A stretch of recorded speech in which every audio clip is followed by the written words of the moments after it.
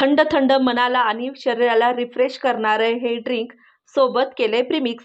आणि हे प्रीमिक्स आहे ना, तुम्ही एकदा करून ठेवलं ना तर 7 ते 8 महिने आरामात टिकतं, अजिबात खराब होत नाही।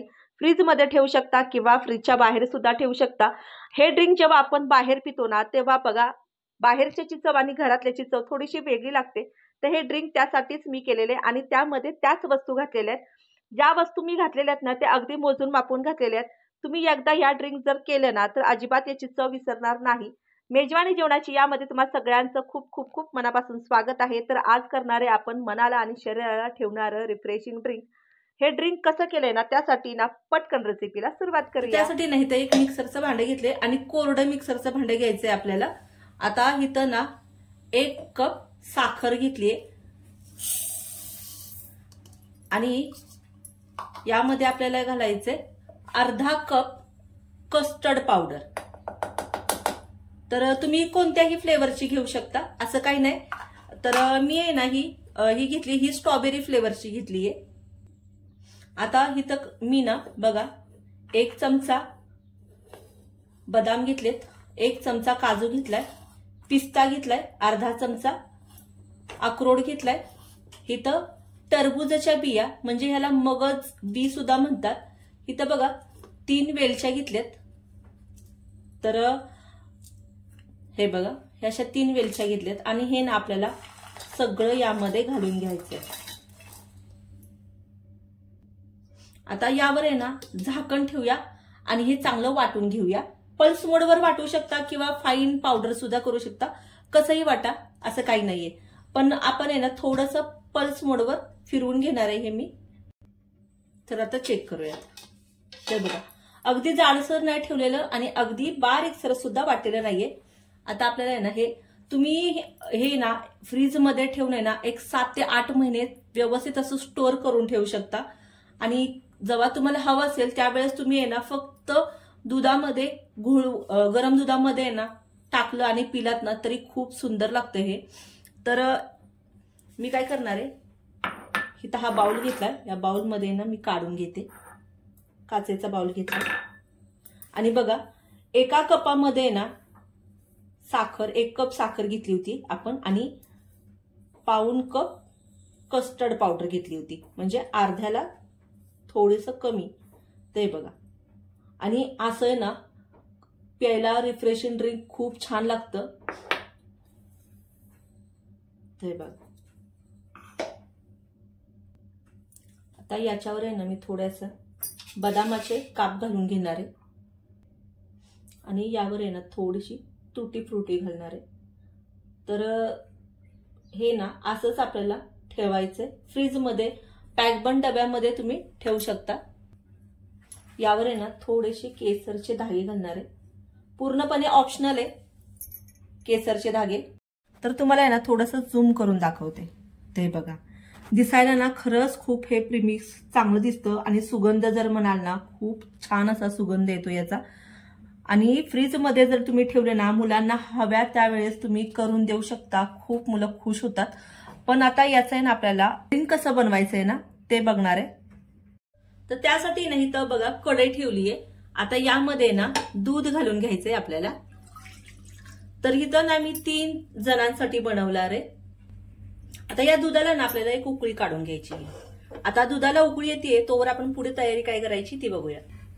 आता दूध तिथं उकळतंय तोवर नाही तर बघा ही अर्धी वाटी दूध घेतले आणि हे नॉर्मल टेम्परेचरवरचं घरातलं जे टेम्परेचरवरचं दूध आहे ह्याला उकळून घेतलेलं नाहीये।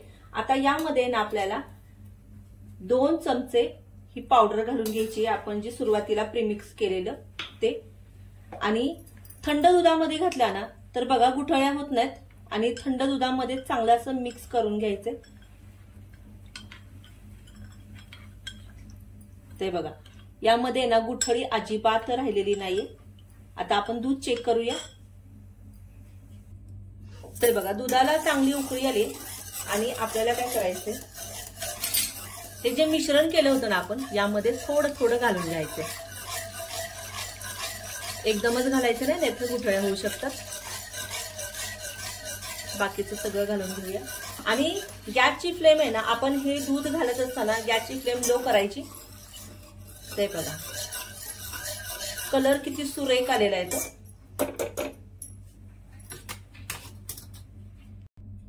आता यामध्ये ना मी व्हॅनिला एसेन्स घालणार आहे. तर बघा ते ना अगदी थोडासा घेतलाय, याने ना फ्लेवर खूप छान लागतो याचा. आणि हे चांगलं मिक्स करून घेऊया.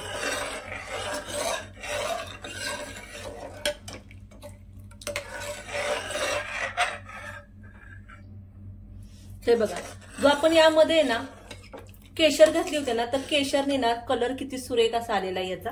आता यामध्ये आपल्याला आहे ना महत्वाचं साहित्य घालायचंय आणि ते ना उन्हाळ्यामध्ये खरंच आवर्जून खाल्लंच गेलंच पाहिजे, पोटात गेलंच पाहिजे.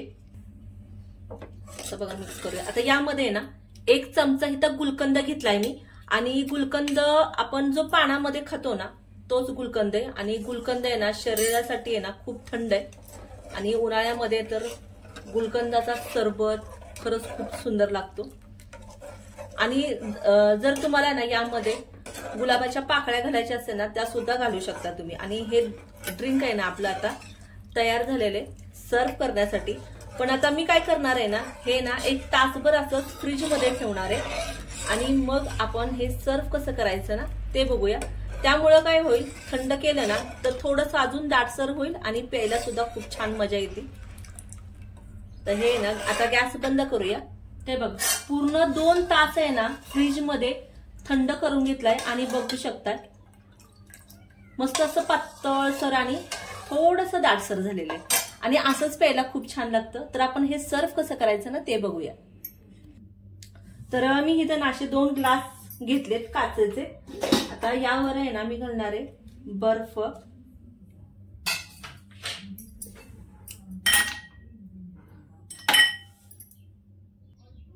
आणि बर्फासोबत ना हे थंड थंड ड्रिंक खूप सुंदर लागतं.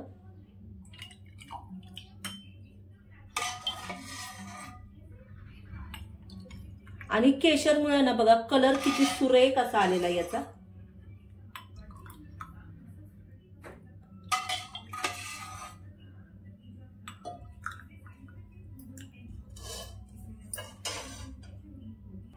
तर 2 ग्लास आहेत ना इथं भरून घेतलेत. आता इथं आहे ना थोडंसं मी बदामाचे काप ठेवणार आहे गार्निशिंग साठी. पूर्णपणे ऑप्शनल आहे. आवडत असेल तर ठेवलं तरी चालतं, नाही आवडत नाही ठेवलं तरी काही हरकत नाही. आता यावर आहे ना थोडीशी तुटी फ्रुटी, मुलांना आवडती म्हणून घालते आणि खरंच आवडीने पितात म्हणून थोडीशी घालून घेणार आहे.